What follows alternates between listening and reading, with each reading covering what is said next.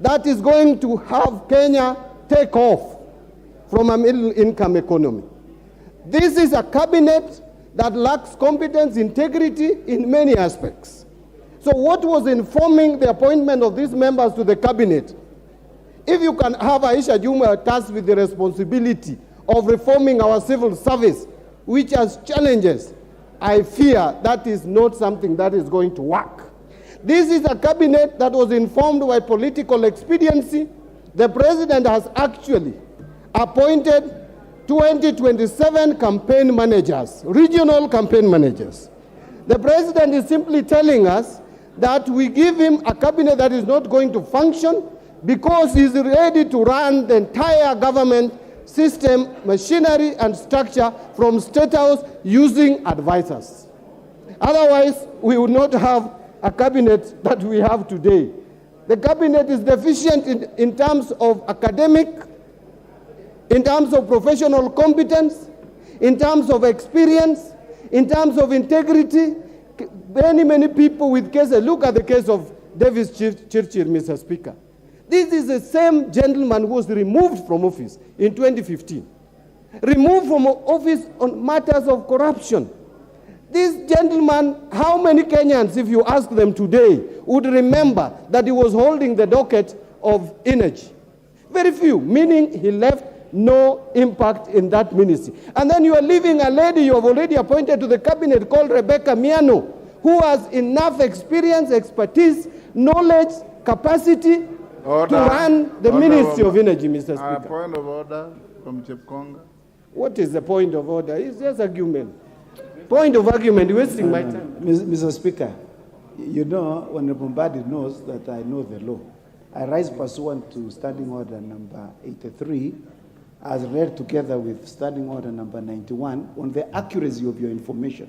Mr. Speaker, would it be in order for Honorable Mbadi, who has been sitting in this house, he knows that Mr. Chirchiri was never charged in any court of law.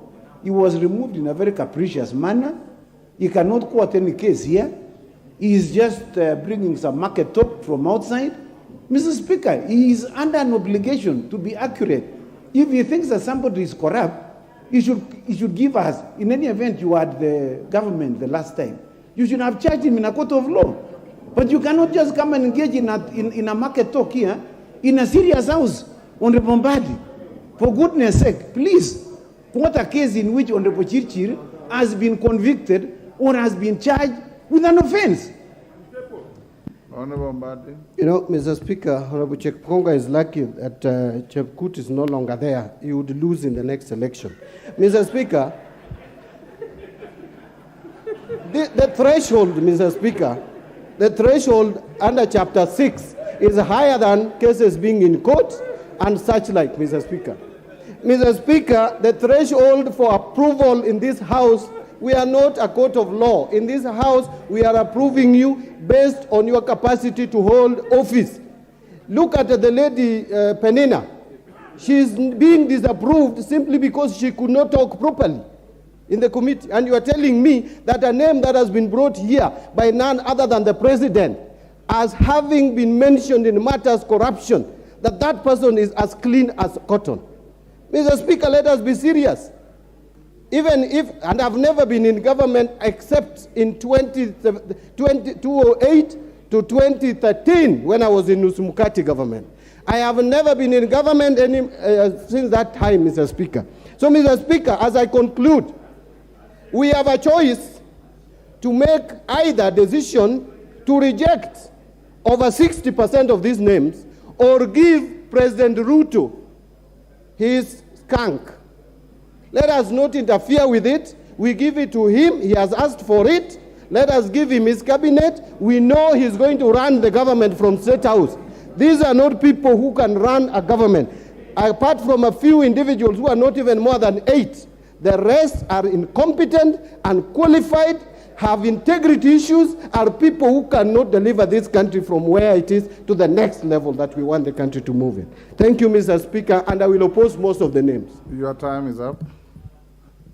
Honorable members, before we move on further, allow me to acknowledge some schools that are up in the gallery, in the public gallery. Serare School from Kajiado County. St. Peter's Clever Secondary School from Makueni. Karaia Primary School from Kiambu County. Antenna School from Machakos County. Kihate Girls from Nyeri County. And Chebilati Mixed from Bometi County. On my behalf and on your behalf, I welcome the schools and the students to the House of Parliament. Now, honorable members, we had agreed yesterday that this was a time-bound motion, a special motion. We expanded the timing from the ordinary 3 hours to 5 hours, which are now spent, and I'll now invite the mover to reply. Thereafter, I'll give you direction on how we are going to vote. The mover.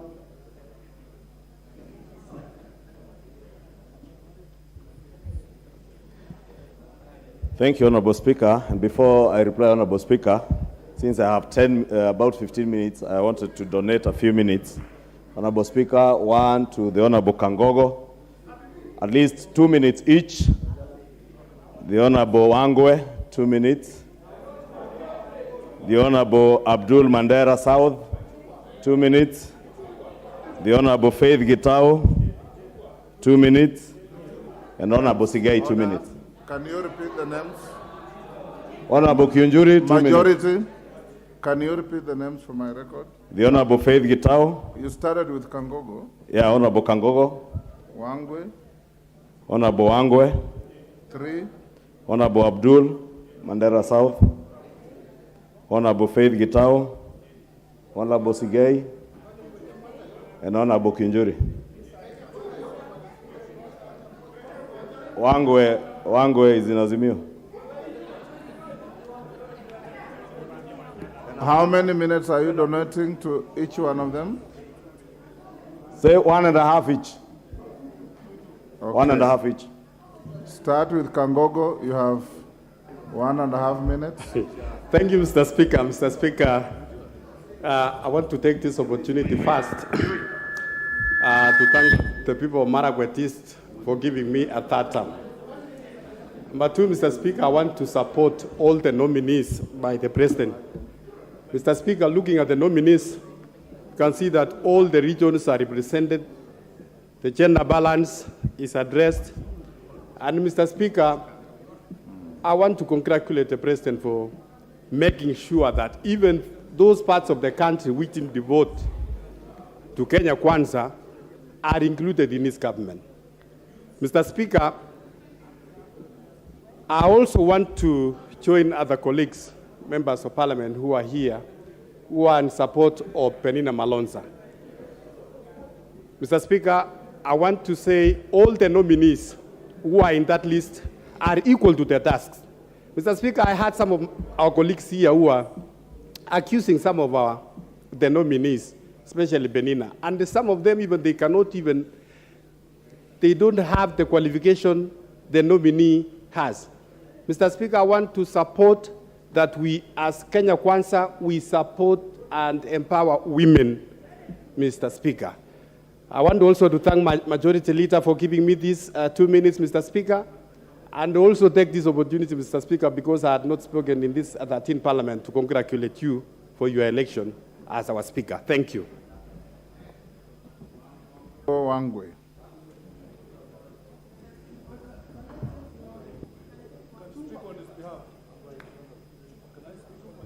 Wangwe is not there. The Honorable Abdul.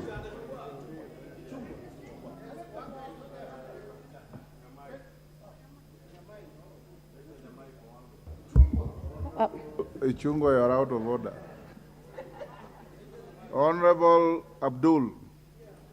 Mike. Thank you, Mr. Speaker, sir, for this opportunity. First of all, I'll take you from the rest of most of the honorable members to vote for Honorable Malonza. I think it is not fair to subject her to a criteria which was not subjected to the rest of the nominees. And I think Honorable Malonza should be approved by this House as a nominee for tourism. Looking at the report and looking at especially the general and sector-specific questions that was asked to some of the nominees, I also noted Honorable Duale perhaps was asked one of the most awkward questions, whether he will be conflicted in performing his role as a CS defense in case of insurgency of Al-Shabaab. I don't know why that specific question was raised to Honorable Duale, which subjected him to trying to prove his Kenyanness, that he's Kenyan first before and also a Somali by tribe.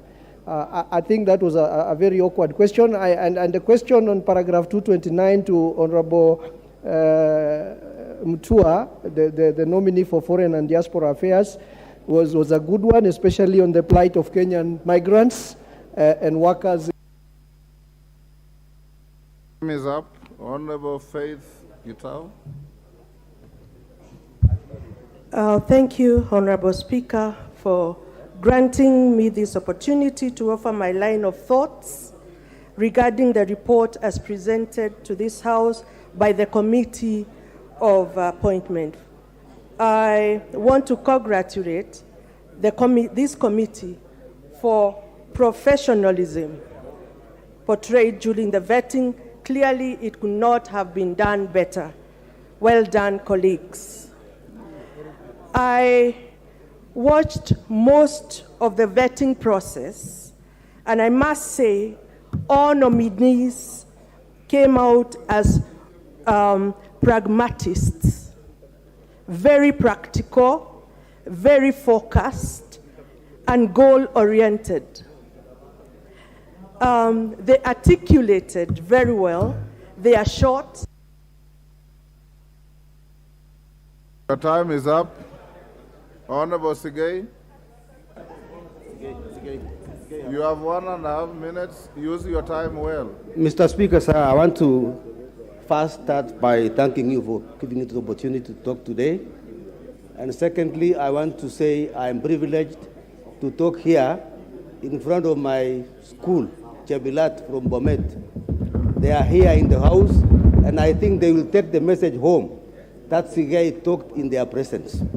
Secondly, Mr. Speaker, I want to mention these two things. Number one, I want to thank the committee for a good job done. Number two, I want to say that this House is not the court of law, and hence we wait for whatever is going to be done with the court so that we can discuss these issues. For now, I am proposing we pass all these nominees.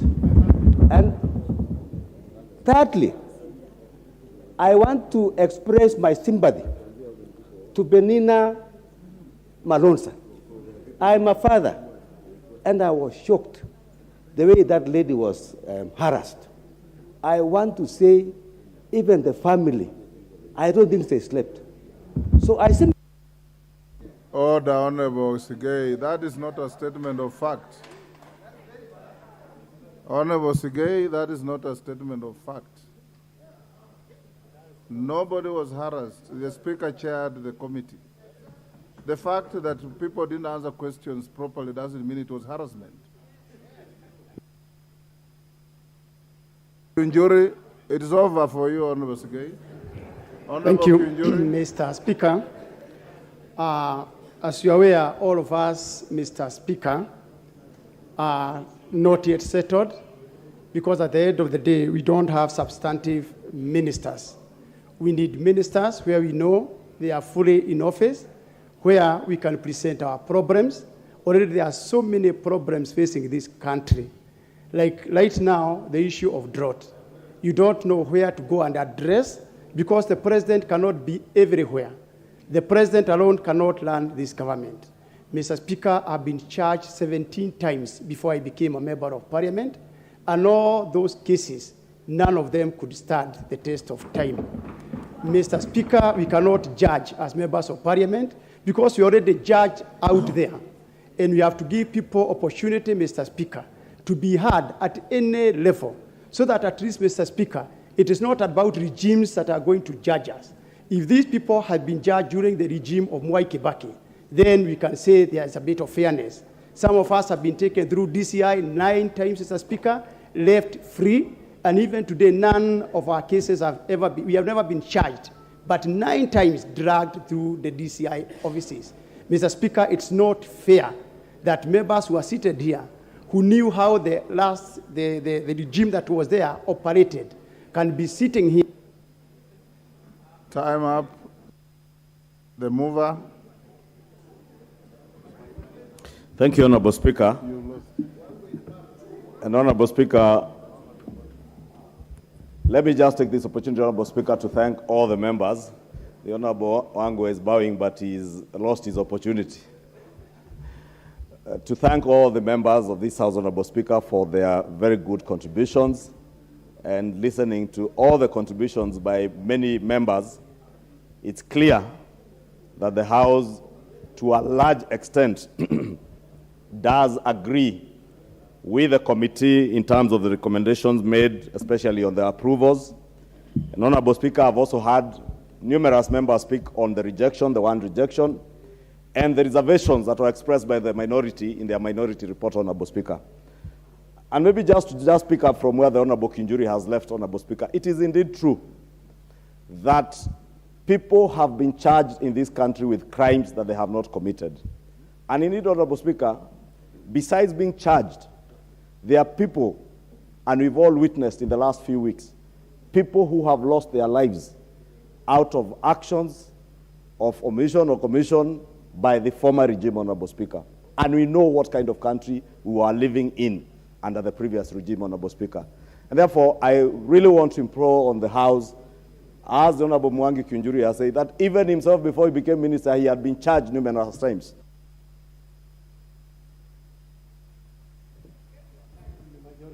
The Honorable Speaker, the Honorable Linturi... I'll give you 2 minutes to wind up. The Honorable Linturi, Honorable Speaker, did indicate that all the cases I stated yesterday that he has in court are civil cases. And the only criminal case that he had already been withdrawn, Honorable Speaker. Therefore, I really want to ask the House to support the committee's report. As I said yesterday, Honorable Speaker, the committee expressed itself on Penina Malonza, but the decision, the ultimate decision, lies in this House. And Honorable Speaker, I really want to ask the House to make an informed decision based on the debate that has transpired here, Honorable Speaker, and the information that is already in your hands in the report. And with that, Honorable Speaker, I beg to reply and ask all members to, in a very bipartisan manner, support all these nominees to allow His Excellency the President to go ahead, swear them in, and form government so that they may start the work of serving the people of Kenya. We all went through a vigorous campaign, and our constituents are waiting for service from government. And we are all, I'm sure we're all going to be ready to hold to account all these cabinet secretaries once they are sworn in. Thank you, Honorable Speaker, and I beg to reply. Honorable members, before I put the question, we will vote on this motion as follows. Once I put the question, you will vote on a voice vote on nominees numbers 1 to 21 as one vote. You will then vote on nominee Roman 2, the appointed Attorney General. You will then vote on the nominee Roman 3, Mercy Wanjau, Secretary of the Cabinet. Then you will vote on the rejection of Penina Malonza, Roman 4. Depending on how you vote on Roman 4, I'll then give you further direction. I now put the question. So I'll read up to 21, ask you to vote. Then we go to Roman 2, you vote. Roman 3, you vote. Then Roman 4, you vote. Honorable members, I now put the question. Can the members at the bar take their seats?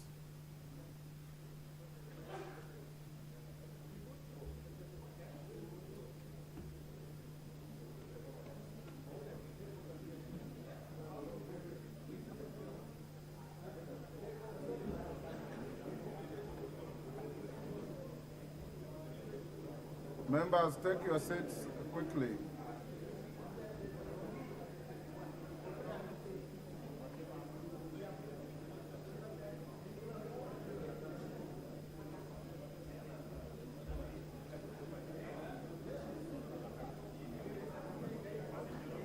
Order, honorable members. Order, honorable members. We'll now put the question.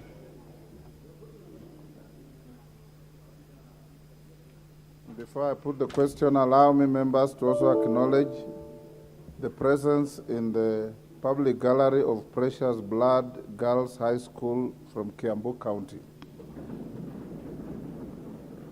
We all welcome them to the House of Parliament.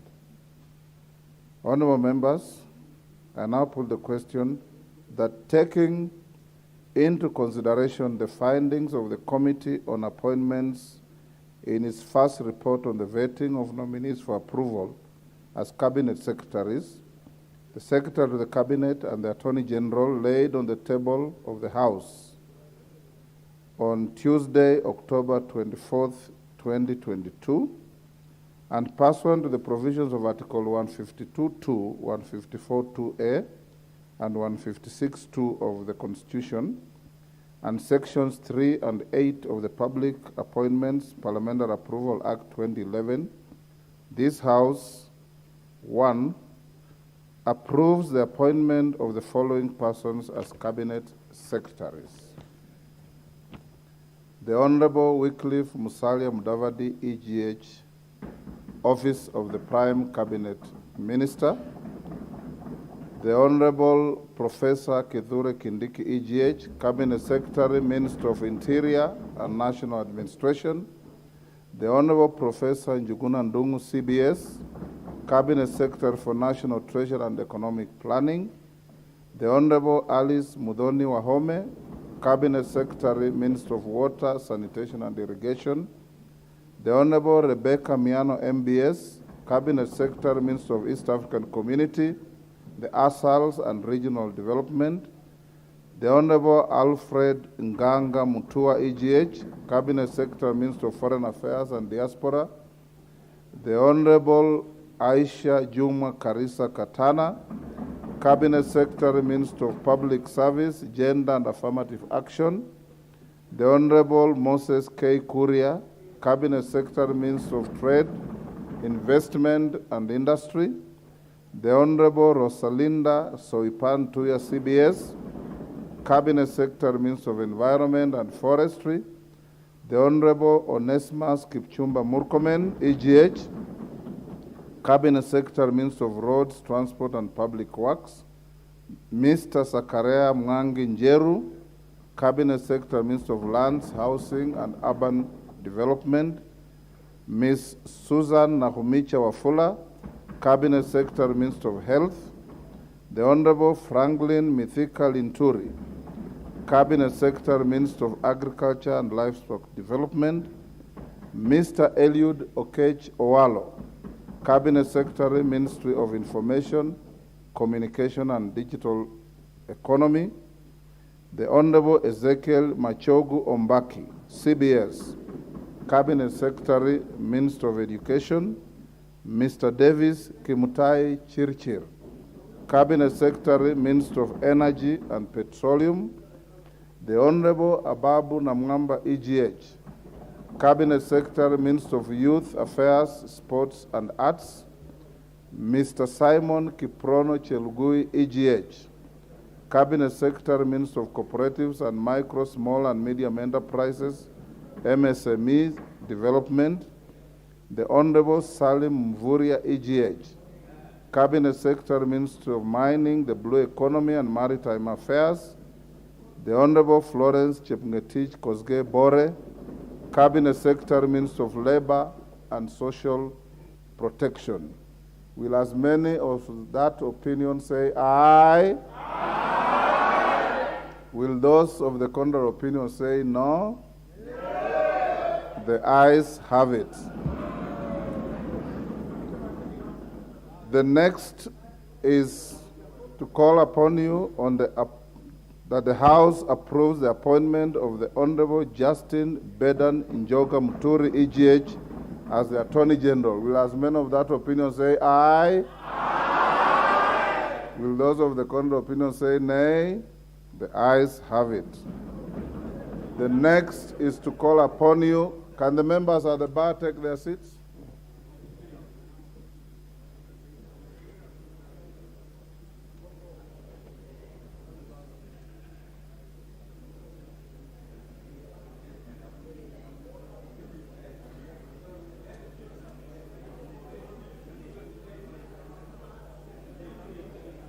Order, honorable members. The next is to call upon the House that the House approves the appointment of Ms. Mercy Kiiru Wanjau. Order. The House approves the appointment of Ms. Mercy Kiiru Wanjau, CBS, as the Secretary to the Cabinet. As members of that opinion say aye. Will those of the contrary opinion say nay? Nay. The ayes have it. And the last vote, order, honorable members.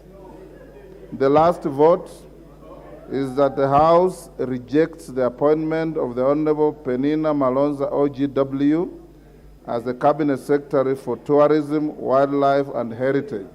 Will as many of that opinion say aye? Will those of the contrary opinion say nay? Nay. The nays have it. Now, order, honorable members, the upshot of that vote, honorable members, is that you have approved the appointment of all the nominees up to Mercy Kiiru Wanjau.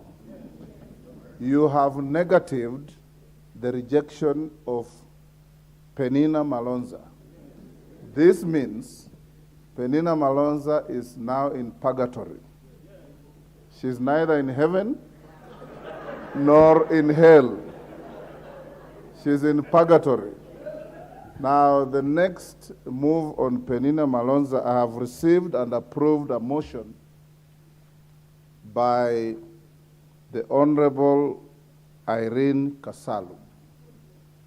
She wants to move the House now to decide whether to shift Penina Malonza from purgatory to hell or to heaven. And I will now give her an opportunity to move the motion. Once she moves the motion, we have a seconder. Order, honorable members, order. Once she moves the motion, we have a seconder. Once we have a seconder, I want to encourage the House that you have overventilated on this matter. You allow the chair to put the question after proposing the question. Is the Honorable Kasalu in the House? I invite you now to move your motion in not more than 10 minutes. And your seconder will be allotted 5 minutes. You can go ahead, the Honorable Kasalu. Thank you, Honorable Speaker. And in the view of the decision of the House today, with respect to the motion on the approval of appointment of Hon. Penina Malonza, OGW, as a Cabinet Secretary for Tourism, Wildlife, and Heritage, and the requirement for... Sorry, Honorable Kasalu, I think we have jumped the gun. First, give notice of your motion. Thereafter, I'll then allow you to move it. Then it gets seconded, and we move as guided.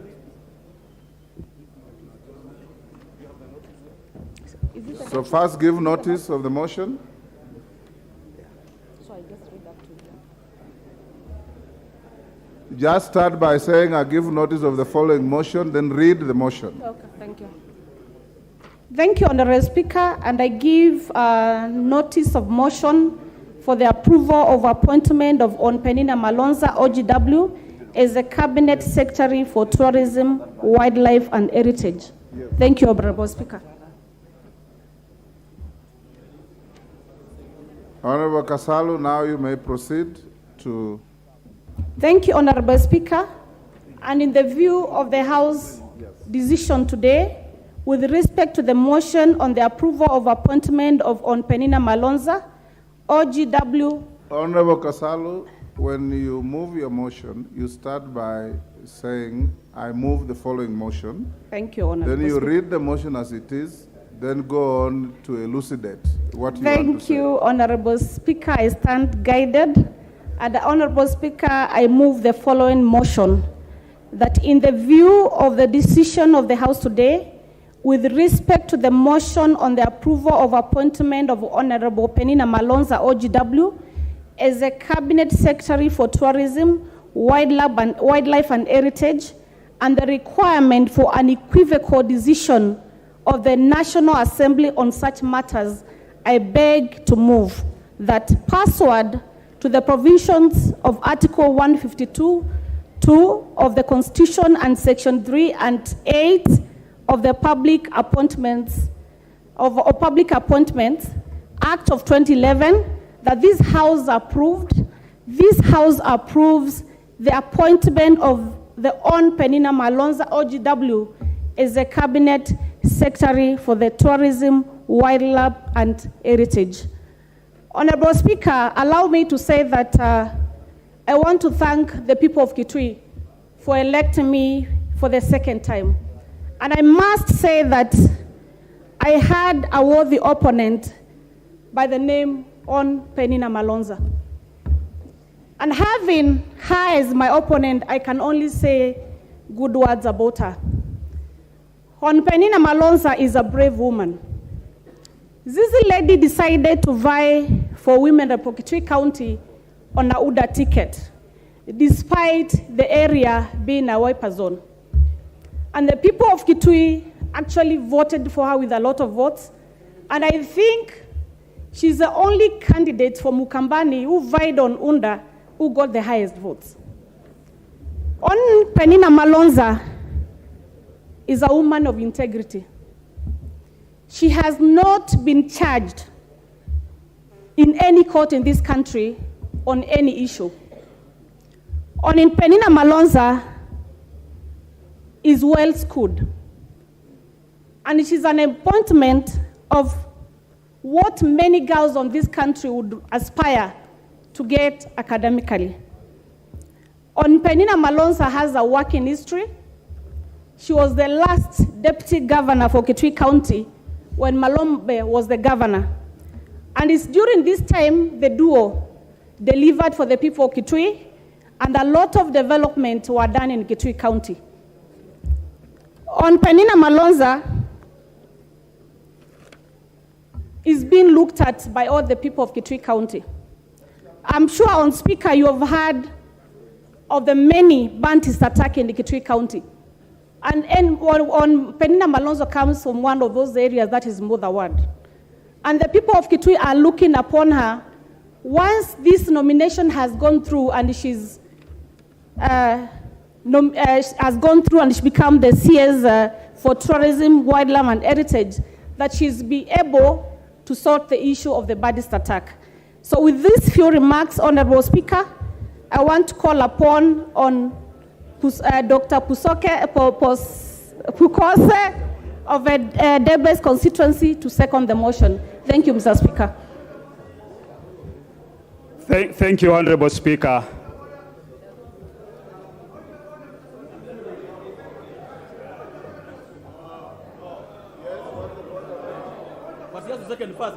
I second first before the point of order.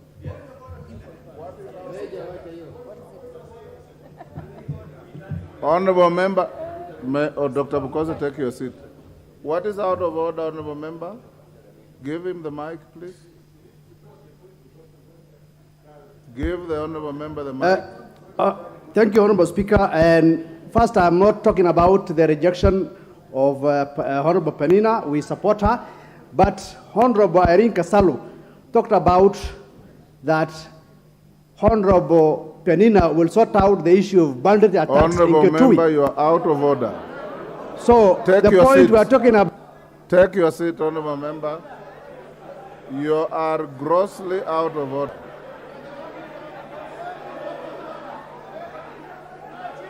Honorable Dr. Bukose, you can proceed. Thank you, Honorable Speaker. Honorable Speaker, I stand to second Honorable the motion. member, for order, Honorable Bukose, for avoidance of any such incidents in future, honorable members, especially for our new colleagues, you stand on a point of order when a colleague is on the floor, on the feet, and has breached some standing order. Number two, I and the panelists of the Speaker's chair will, going forward, demand to know which standing order has been breached when you say point of order, so that you don't come under the guise of point of order and embark on a totally different misadventure. Thirdly, when you want to raise a point of order, the member against whom you are raising must still be on the floor. Once the member has left the floor, you cannot raise a point of order about what they were saying. Honorable Bukose, you have 5 minutes or less. Thank you, Honorable Speaker. Honorable Speaker, I stand to second the motion by Honorable Irene Kasalu on that this House approves the appointment of Penina Malonza as the Cabinet Secretary for Tourism, Wildlife, and Heritage. Honorable Speaker, today morning we were having a cup of tea and discussing with Honorable Nzengu, member for Mwingi North, among others. And at times you look at the Cabinet Secretary is supposed to be in charge of policy, not technical. And I asked the member, if you are bitten by a snake, where do you report? It's supposed to be you report to the police station, get a P3 form, then go and see a doctor. Once you've seen a doctor, the doctor feels the extent of your injuries. But I know many of you didn't know that. So we should not be able to ask, at times we ask so technical questions, but somebody with that level of education will be able to learn. Let's give this lady an opportunity to be able to deliver to this country as a Cabinet Secretary for Tourism, Wildlife, and National Heritage. With those few remarks, Honorable Speaker, I second. Honorable members, I beg to propose the question that pursuant to the provisions of Article 152(2) of the Constitution and Sections 3 and 8 of the Public Appointments Parliamentary Approval Act 2011, this House approves the appointment of the Honorable Penina Malonza OGW as the Cabinet Secretary for Tourism, Wildlife, and Heritage. I will now put the question, which is that pursuant to the provisions of Articles 152(2) of the Constitution and Sections 3 and 8 of the Public Appointments Parliamentary Approval Act 2011, this House approves the appointment of the Honorable Penina Malonza OGW as the Cabinet Secretary for Tourism, Wildlife, and Heritage. As members of that opinion say aye. Aye. Will those of the contrary opinion say nay? The ayes have it. Next order. Will now, honorable members, go back to the motion of the member for Lurambi, the Honorable Titus Hamala. You had moved your motion. Now we want your seconder. Who is your seconder? In fact, Mudenyo. alikuwa amemove, eh? Okay. Rachel.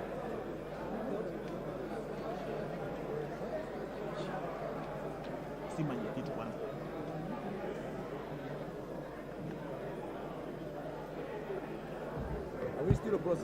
Order number 10, motion, review of teacher deployment policy.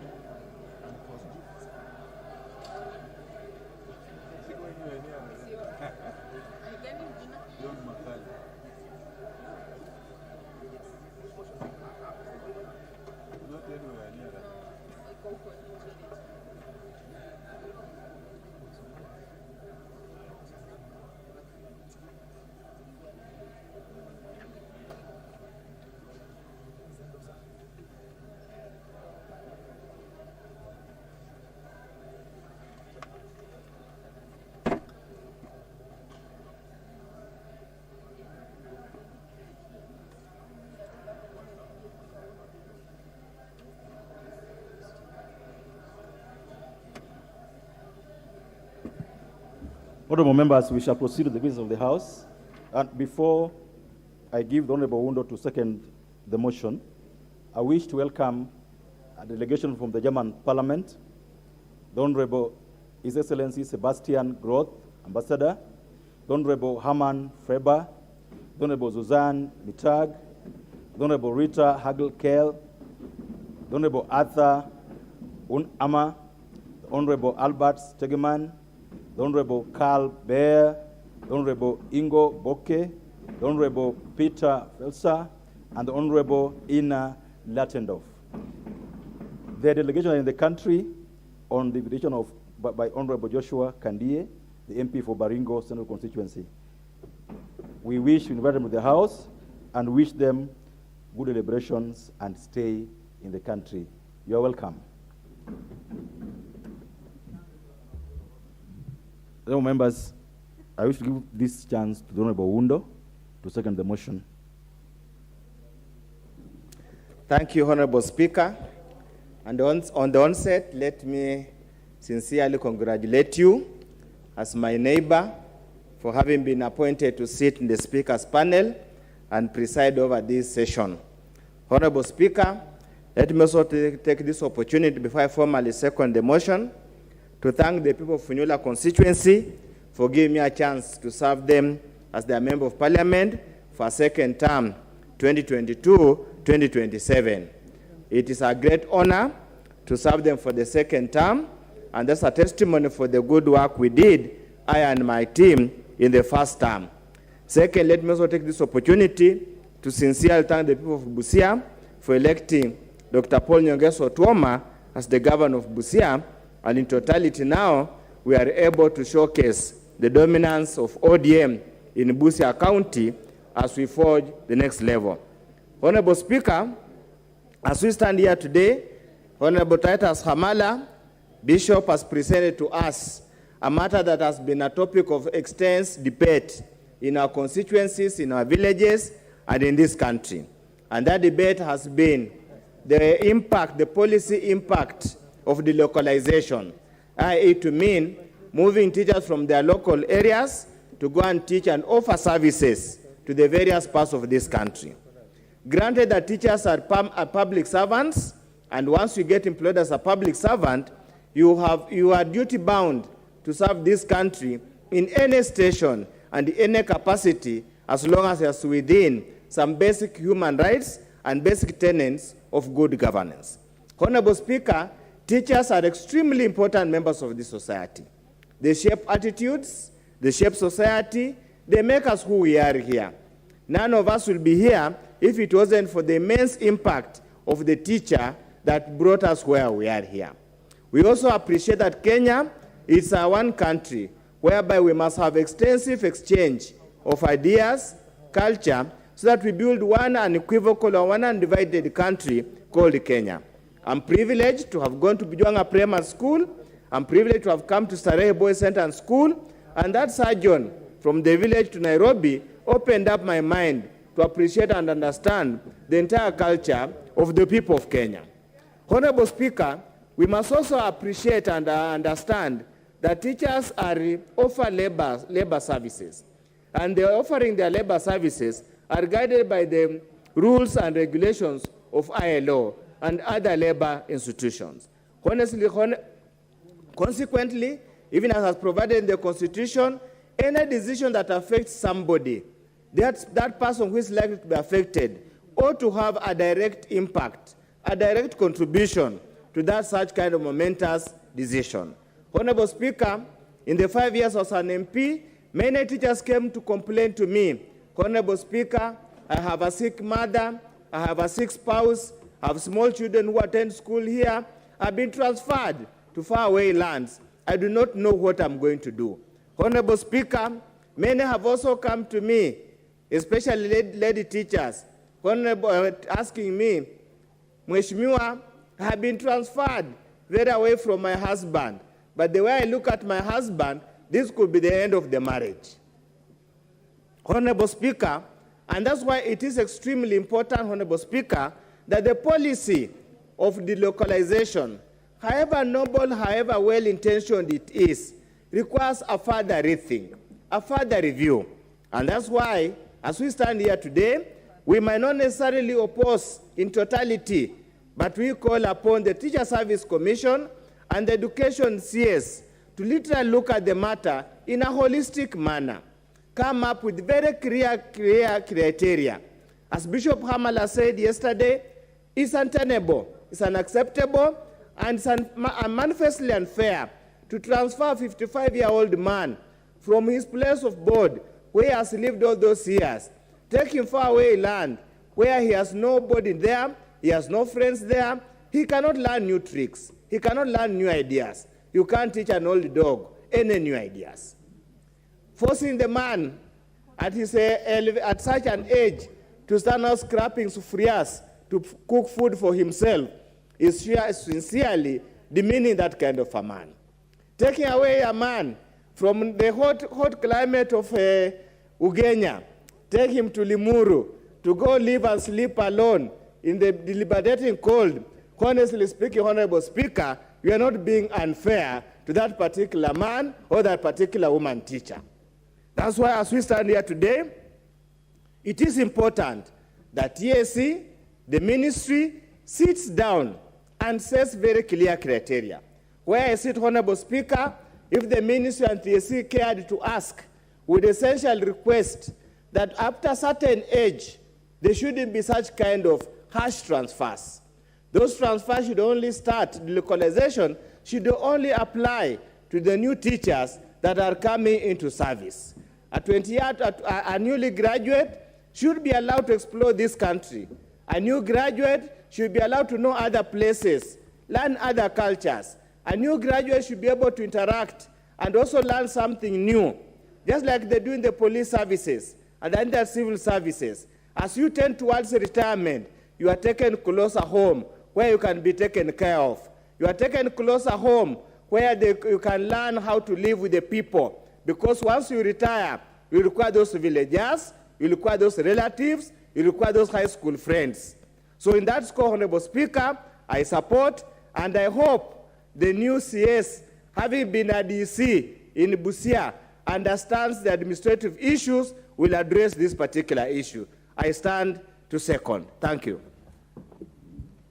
Honorable members, I wish to propose the motion that aware that education is a key enabler of national development and realization of Kenya's Vision 2030 and the Sustainable Development Goals, appreciating the invaluable role that teachers play in actualizing the national goals of education, noting that a conducive working environment for teachers enhances performance, recalling that the localization of teachers commenced in 2018 by the TSC immensely disrupted teachers' lives, lowered teacher morale, and caused untold trauma to many teachers countrywide, concerned that the exercise was not supported with a clear policy framework and was initiated without the participation of teachers or their unions, contrary to Articles 118 and 132 of the Constitution on public participation and involvement of the people in the process of policy making, cognizant of the fact that delocalization of teachers is inconsistent with the UNESCO teacher deployment practice, which treats education as a culture process conducted within a people's cultural context at the local level. This House resolves that the Teacher Service Commission immediately reverses the ongoing delocalization of teachers and initiates a comprehensive review of the teacher deployment policy with the involvement of the teachers in order to make the policy consistent with the ILO and UNESCO laws and practices on teacher management and deployment. The first person to have a bite on the cherry on this motion would be the Honorable John Gitonga of Manyata.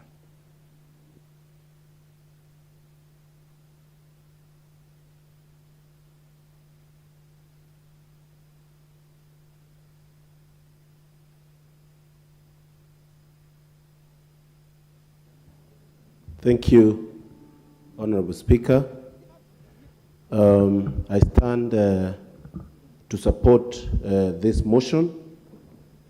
First, I would like to say and congratulate the member, Honorable Titus Hamala MP, for coming up with this motion at the right time, especially when we are constituting a new government. Honorable Speaker, we are aware that we have just passed the whole list of CSs. Among them is the CS for education. I would like to say that myself, and I always tell everybody that I'm a product of teachers. If it were not for teachers, Gitonga Mukunji would not be here in this house today. I'm also a son-in-law to teachers. And Honorable Speaker, this issue of transfer of teachers is a controversial issue. Whenever we agree that the ministry, the TSC, can take the teacher to any part of this country, regardless of the pain that that family will go through, it is a sad state. I would like to say that it is important we put in policy that is going to guide the issue of delocalization of teachers. There should be a comprehensive consultation, public participation, and inclusion when it comes to the issue of delocalization of teachers.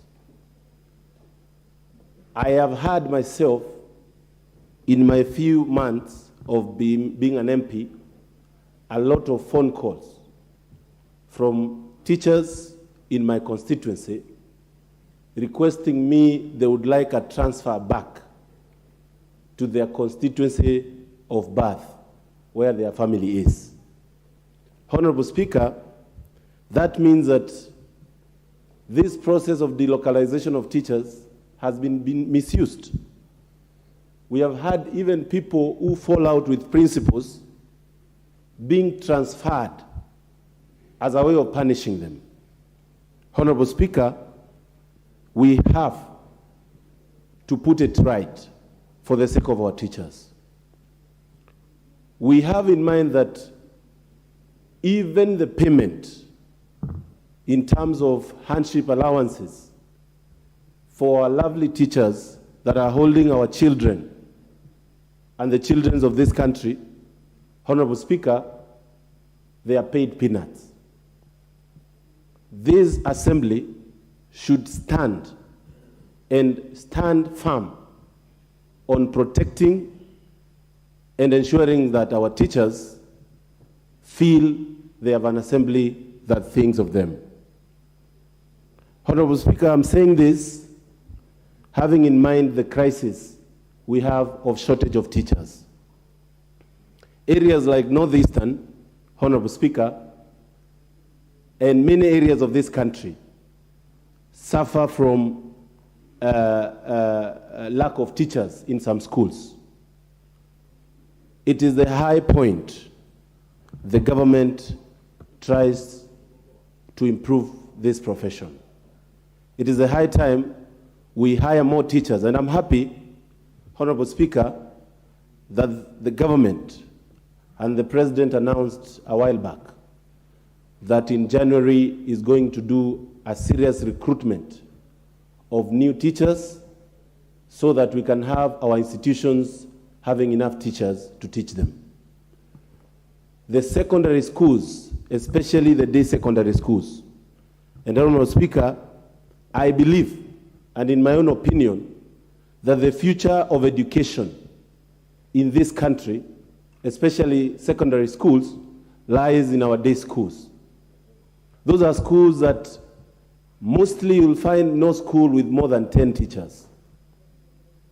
And then you find some of the teachers are teaching more than 10 subjects because of the fact that there are very few. Honorable Speaker, I would like to have this motion, and while we are constituting this policy, we should have a comprehensive look at the staffing of our schools so that we can have everybody, anybody who takes a kid to school, being happy that there are teachers that are going to teach them and ensure that they are okay. Honorable Speaker, while we are talking about the localization of teachers, we need to have a consideration and ensure that when a teacher is transferred, if he is not comfortable with that, he should have a good channel to be able to say no. And he should have a chance to be heard. So I would like to contribute and say I support this motion. And Honorable Speaker, I'll continue contributing to ensure our schools are well equipped, our teachers are happy, so that we continue having a country that is going to have people who are going to school. Thank you, Mr. Speaker. Well done, thank you. This chance now goes to the Honorable Mugambi Rindikiri of Buuri. Thank you, Mr. Speaker, for this opportunity to contribute to this motion by Honorable Titus Kamala. I think it has come the right time, Mr. Speaker. But before I do that, I want to congratulate you, Speaker, for your elevation to the Speaker's panel. And I know you fit, and I know you perform. Mr. Speaker, this issue of delocalization is a very emotive to our teachers, the people that we value very much. Mr. Speaker, I remember the first time delocalization came, it came and was seen as a disciplinary action by TSC. Because in my constituency body, the people who were targeted were the teacher leaders, the ones who were members of NAT, the ones who were members of KEMSHA, and those are the ones that were transferred. We did not view it as part of the TSC business of doing things, and from that perspective, I strongly feel that we need a policy. Mr. Speaker, TSC has become headquarters, TSC headquarters has become an animal by itself. When everybody is talking about delocalization of services to the basic units, TSC headquarters has taken over recruitment process and promotion process of our teachers. And everything is now being controlled from TSC headquarters. Meaning, this institution is being run without consultation. Mr. Speaker, for the last 4 years, hiring of teachers, the only thing that the county education, the TSC directors would do, together with DCC, is only to recommend. They can only recommend hiring, they can only recommend promotions, and everything is sent to the headquarters. And this is where now we are seeing, you find they will come now and transfer teachers. In my constituency, Mr. Speaker, for the last 5 years, I've been in this parliament the last 5 years, there is no single senior teacher who has been promoted. No single senior teacher has been promoted. But we saw an influx of end teachers from other counties being given opportunity to serve as end teachers without even going through the process of deputy head teacher. To me, and to my colleagues here, TSC is an animal which is not serving the interest of the teaching profession in this country. And we must condemn their actions. Mr. Speaker, I want to put it on record that my constituency worry, I have so many end teachers who have never been promoted, and I don't see the end of the light of the tunnel as long as the animal sitting at the headquarters is there. Something must be done. Mr. Speaker, if there is no policy, I agree. When I was recruited, I was told, when I finished university, I was told, I can serve in any part of the country. TSC, they have said you can. But You have no policy to determine. If you tell me I'm going to serve as an head teacher for 10 years in this school, then why do you delocalize me after 3 years? Mr. Speaker, we really need to be serious with education in this country.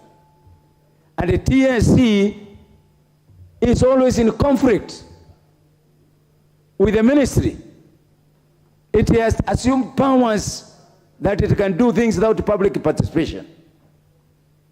And this has happened particularly the current secretary of TSC, Madam Mrs. Macharia, operating alone in an ivory tower up there.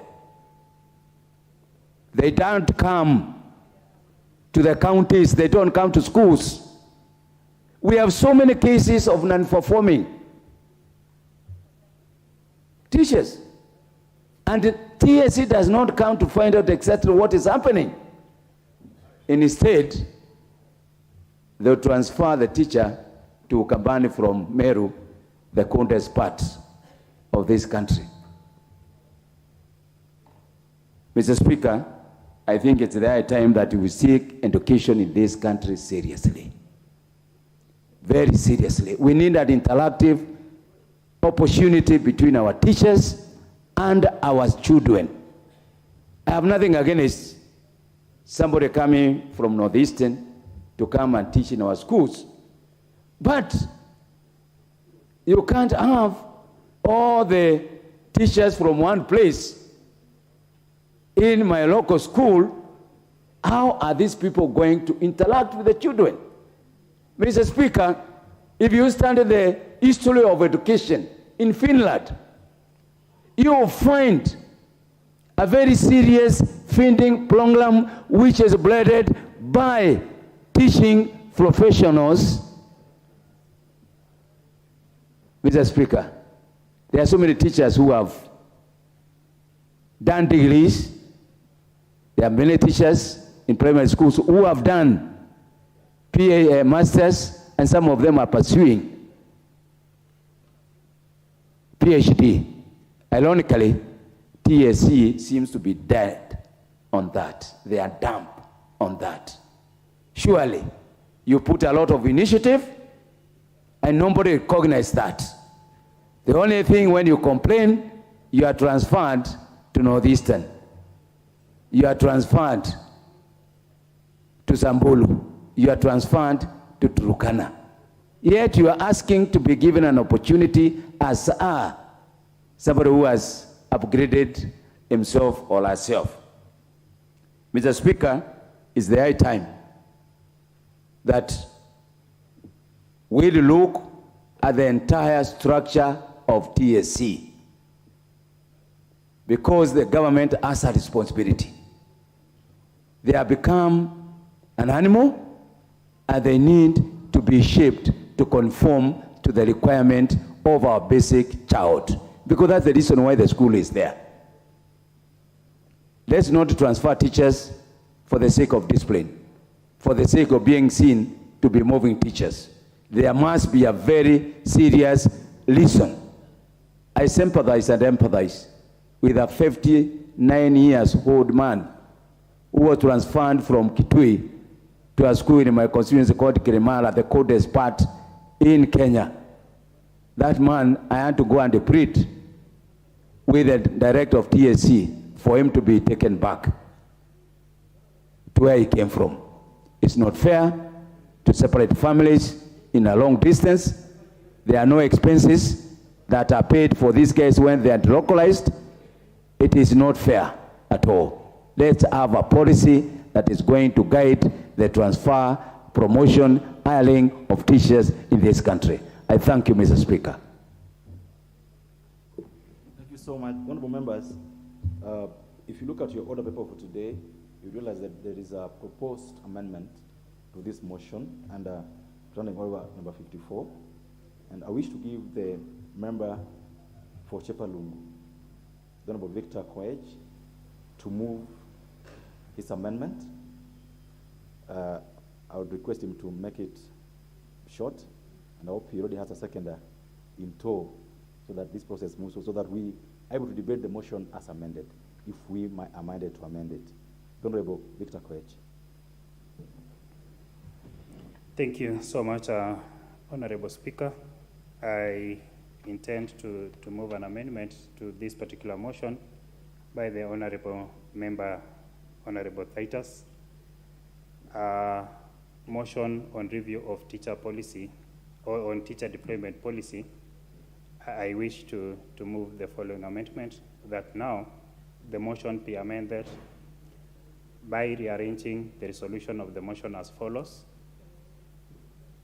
This House resolves that the Teacher Service Commission, 1, immediately reverses the ongoing delocalization of teachers, and 2, initiates a comprehensive review of teacher deployment policy with the involvement of teachers in order to make the policy consistent with the International Labour Organization, ILO, and UNESCO laws and practices on teacher management and deployment, and therefore inserting the following new subparagraph: review the teachers' recruitment policy with the view of devolving it to the zonal level as the recruitment level.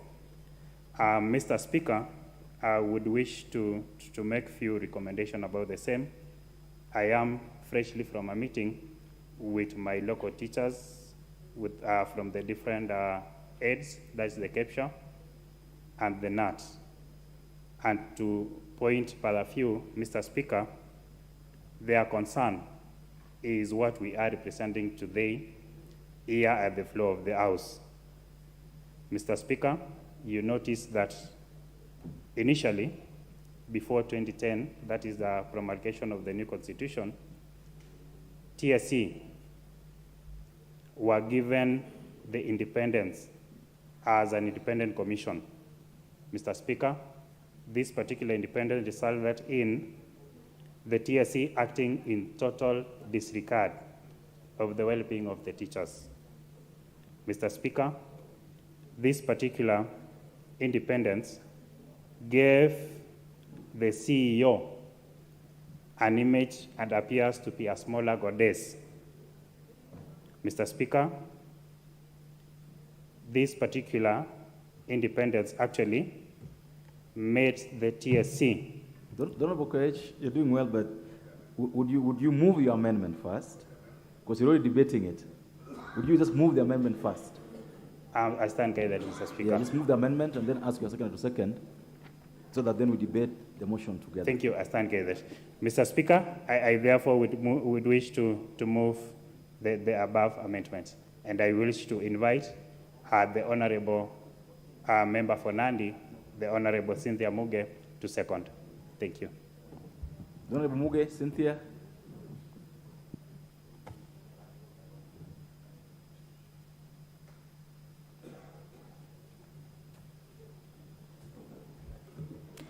Thank you, Honorable Speaker.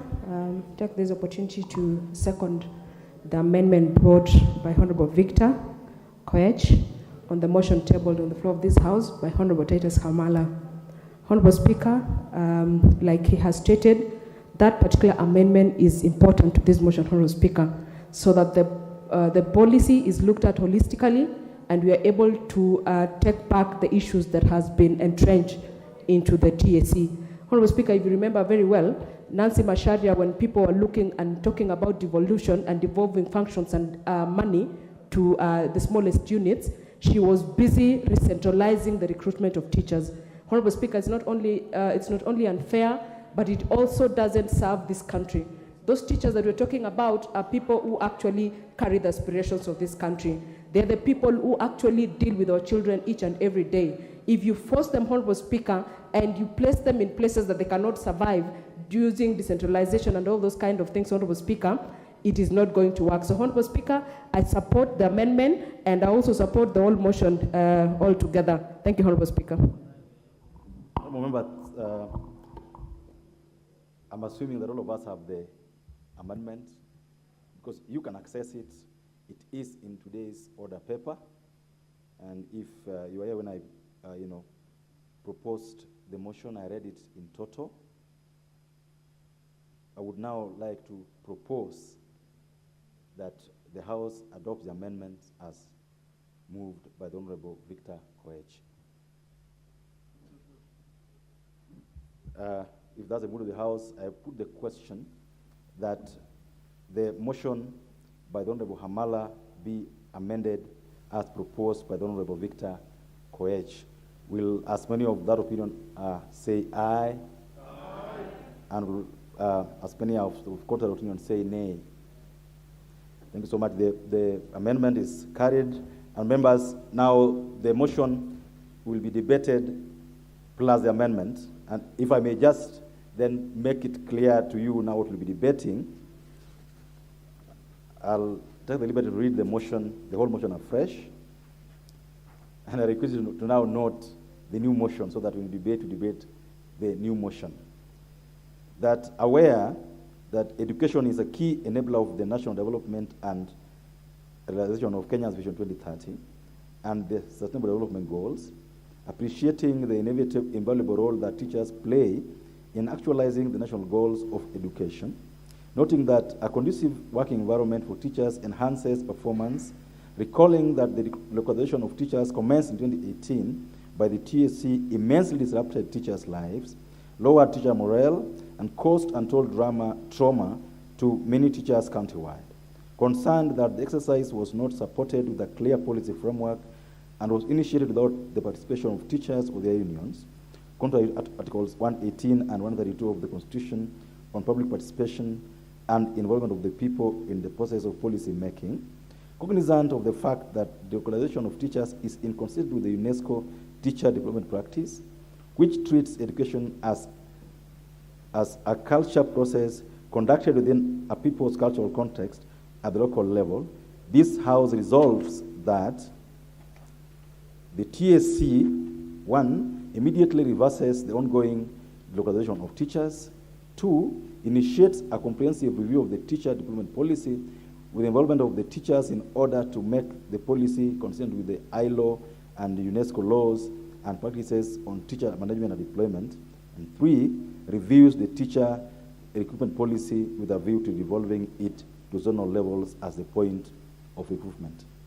Thank you, members.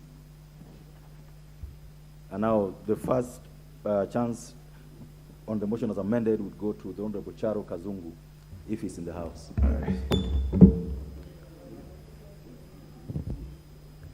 Okay, thank you. Thank you very much, Mr. Speaker. I want to take this opportunity, first of all, to congratulate the men and women who have been approved here today, this morning, to serve in the cabinet. More particularly, I want to congratulate Honorable Aisha Jungwa, who comes from my own Kilifi County. She has demonstrated that if you work hard in this country, then the sky is the lower limit.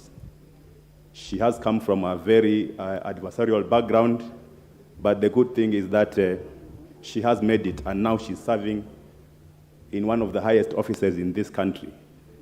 She is an inspiration to a lot of girls from Kilifi County, and I know many are going to learn from her. Now, if I come to the motion, I want to say I support this motion on delocalization. It is very true that many teachers have suffered because they have been taken to far-flung areas without their consent. I come from Kilifi County, and I know of teachers who used to teach in Ganze, but they were taken to far-flung areas like Tana River, to Lamu, and Kwale. These teachers had very young families, but they had to leave them behind because TSC will not listen to them.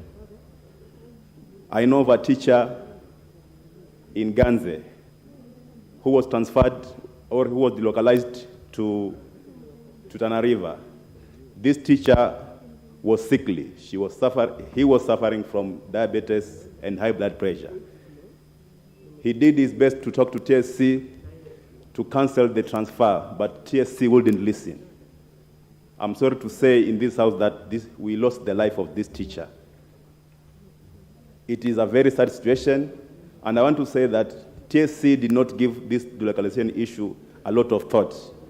It was done haphazardly, and it has broken so many marriages. It has affected so many teachers. So I support the motion by Honorable Hamala and also the amendment by Honorable Victor from Chepalungu. I think TSC needs to reverse most of these transfers that they have done, especially for those who are willing. Mr. Speaker, I am married to a teacher myself. And my wife has served in the same job grade for many years.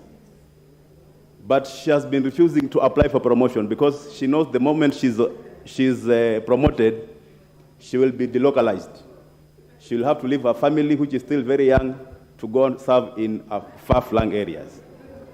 But this is not the cry of my wife alone. I think this is the cry of many teachers in this country.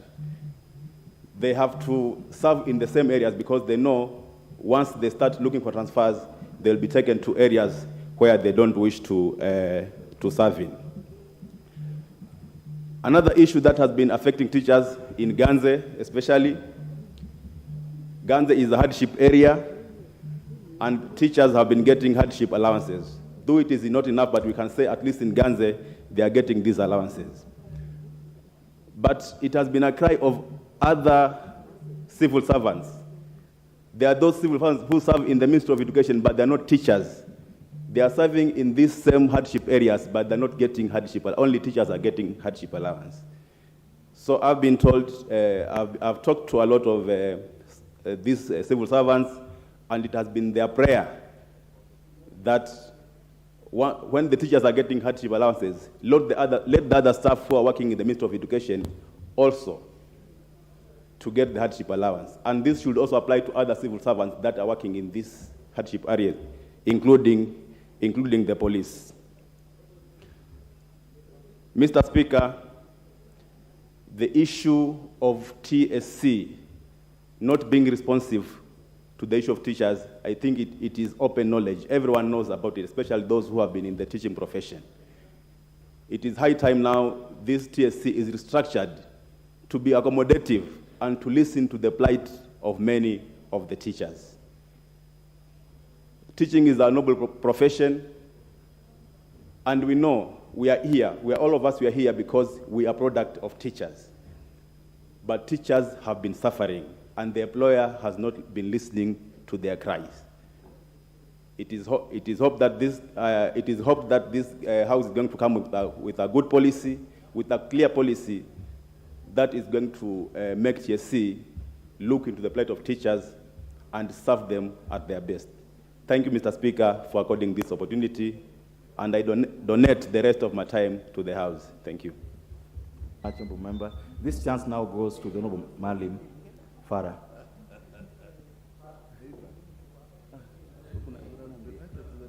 Thank you. Next time.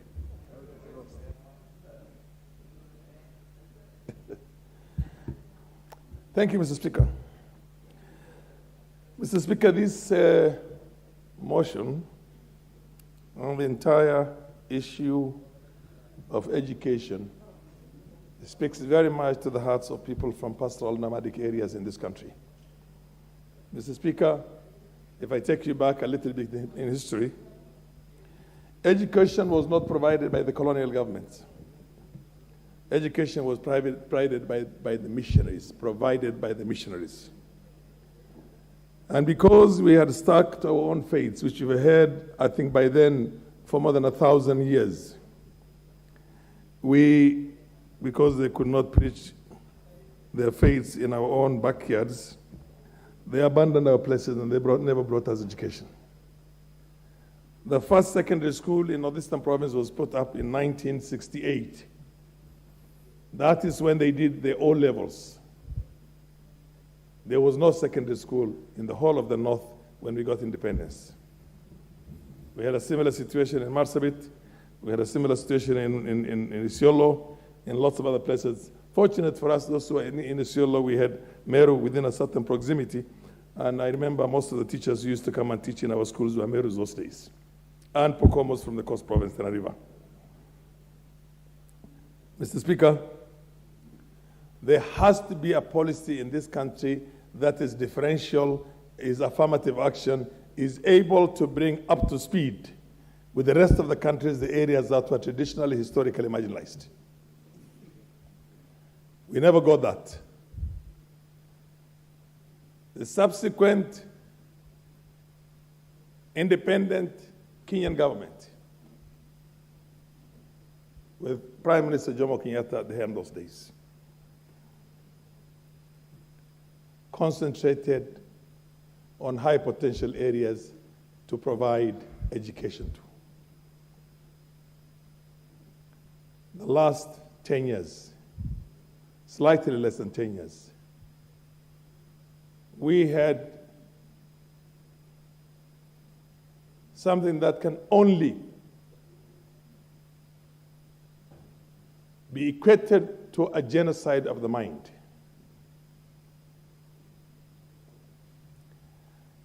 Genocide or ethnocide is not just the act of killing somebody and cleansing them. When you subject them also to certain other inhuman activities and cultures, then of course that is a form of genocide. The TSC, because of one incident of lawlessness that happened in our region, withdrew in one sweep 5,000 teachers from those areas. Today, there are schools that are only have one teacher and there are 8 classrooms. 8 classes, standard 1 to standard 8, with only one teacher who acts as a headmaster, as well as a teacher who's supposed to teach the rest of them. Because these teachers did not run away for their own security, they were withdrawn by the TSC. You deny people knowledge, you confine them or consign them to a permanent underclass. And that has been the intention of TSC as constituted now. And then you'll come and find a student who has got up to Form 4 and who has never seen a biology teacher, has never seen a chemistry teacher, has never seen a physics teacher, is supposed to do a national examination and compete with students in Alliance High School, Mangu, and all these other schools who have got teachers who only teach twice or 3 times in a week, because there's an over-concentration of teachers here. Then you tell them to compete also in opportunities in teacher service, in teacher training colleges. The lady who was a minister, Amina Mohammed, who incidentally understands our conditions, lowered that figure that time and said C- students can go into teacher training colleges and be trained as teachers. Nancy Macharia and TSC came out there and decided to go to court, saying that you're going to compromise on the academic excellence. So you cannot admit. So 3,000 young men and women who were trained as teachers, Mr. Speaker, were withdrawn from those colleges and could not be absorbed by the Teacher Service Commission. And other teachers from other regions could not come and teach in our place because she says there's insecurity in that place. Mr. Speaker, I am somebody who grew up soon after independence. And I know what discrimination is. I know what nepotism is. Because I remember in 1978, 38 A-level streams were approved by the Ministry of Education. And 34 of them were coming from one region. The rest of the country only boasted 4. We need to have a country that's united. We need to have a country where every Kenyan feels proud being Kenyan and understands and does not have any hard feelings because a section, under the leadership of a section, then nepotism, tribalism, ethnicity, regionalism was exercised on him or her. When I see this one,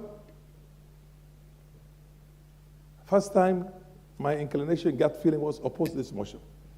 Because then it's going to take the few we have back at home. The majority of the teachers who taught us, who are still teaching in schools in the north and pastoral nomadic areas, do not come from those areas. But then I realized we already have a situation in which all those teachers have been removed. They might as well remove the balance that's there, and we begin looking for a way to cure that problem. For a way to cure that problem. We can then even recruit and train teachers. We can do everything we have to do. We can do what we have to do to be able to bring our children to have education. So I will support this motion. But let me tell you one thing.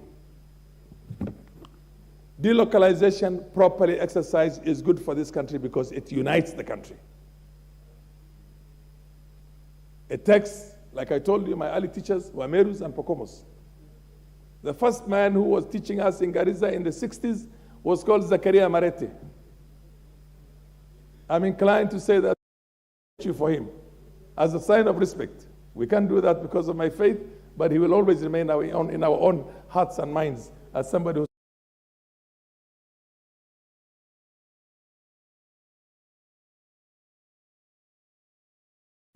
The way to unite this country is to inculcate in the minds and the hearts of Kenyans at that young age that they belong to one identity. I went to a national school myself, and I remember how it was like. I relate to everybody who was with me in that school right now. Many of them have passed on since. Many of them are living as brothers and sisters. Brothers, it was a boys' school. So it's important and very good for us to integrate the country. But at the rate things are being done right now by the Teacher Service Commission, a new policy has got to be found to see how everybody has got to benefit from the independence we have had now for 60 plus years. In countries where even slavery was exercised, like the US, they have something called affirmative action through quota systems. I did pass a motion myself of affirmative action through quota systems in this parliament in 1993. And one institution that immediately implemented it was the Kenya Medical Training College. Mr. Speaker, I hope I still have time. And I'll give you one thing. You cannot say equal opportunity, equal merit when there's no equal opportunity in education. Mr. Speaker, for the benefit of members of parliament much younger than me, and who are not in the 7th parliament, I was one of the youngest those days in the 7th parliament. The motion got the support of both sides of the country, of the aisle, the divide. And at that time, I was in the opposition. The only member of parliament from the north who was in the opposition. But I got support from both sides. Very, very difficult task those days for an opposition member of parliament's motion to be supported by the government side. But everybody's heart was felt when I told them, this year we admitted only one student from the schools in Northeastern Province into our national universities here. Your time is up. For all days' sake and for being a member of the panel, give me a few minutes, 5 more minutes, please. It happens. Let me tell you the practice. Honourable Member, you won't tell me the practice. I'll give you 1 more minute to wind up. Thank you. Mr. Speaker, I remember doing this myself, but anyway,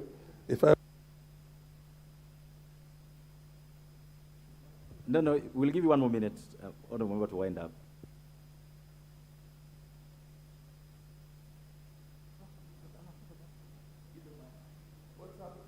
Honourable Malim. I'll take you for some lessons on some of these things when we get time. I won't be taught by you. Thank you. Member, I won't be taught by you. We will use a minute and wind up. Thank you.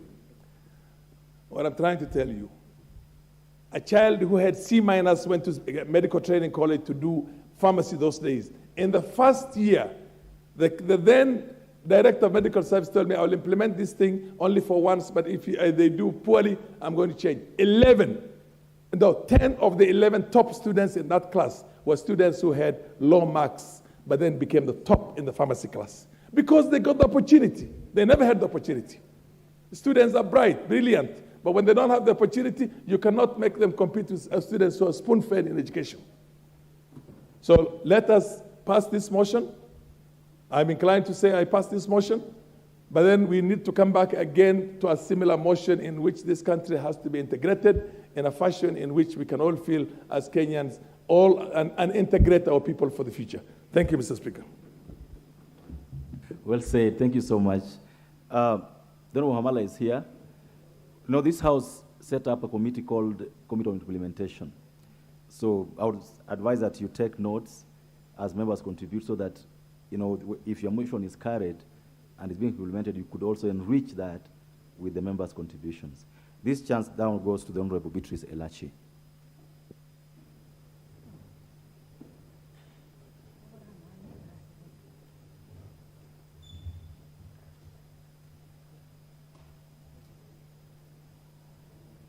Thank you, Mr. Speaker. First of all, I just want to appreciate and congratulate you to sitting in the Speaker's panel, to have that privilege. You are a member who has been in this House and contributed so immensely into the development of our country. Having said that, Mr. Speaker, I stand to support this motion, a motion that I know every teacher, wherever they are looking at us, Mr. Speaker, and wondering why did we decide to really politicize everything in our country, especially things that are under social, education, health. We find ourselves every time so politicized that we want to make our country look a country that we are not one in one. Yet, Mr. Speaker, we remember when we were in school, we had teachers who came from other communities that will help us to grow, that will help us to understand Kenya is one, that we are here to unite a country. And we talk about tribalism, it is our teacher who removed us from tribalism. And therefore, even as I support, I think I want to agree with many of the members that we need a policy. This is a policy that must guide this process. A policy that we must ensure, number one, for those who are young and would wish to traverse Kenya and understand Kenya, they must be given that opportunity. But for those who are in near age of retirement, we must also give them the opportunity to go closer home.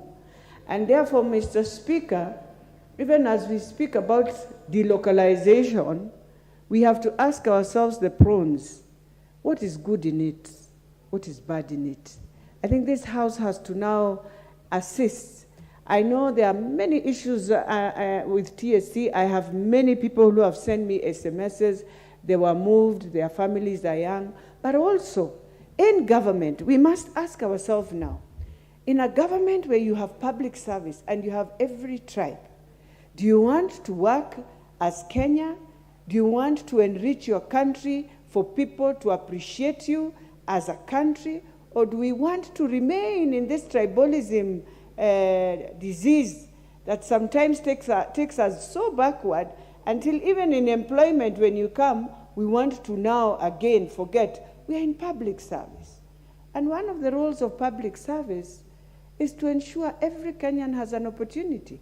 That opportunity is I can work somewhere, and in 3 years I can go back and work somewhere else. And I think that will be the most healthiest way, or even 5 years, and go back and work somewhere else just to appreciate Kenya.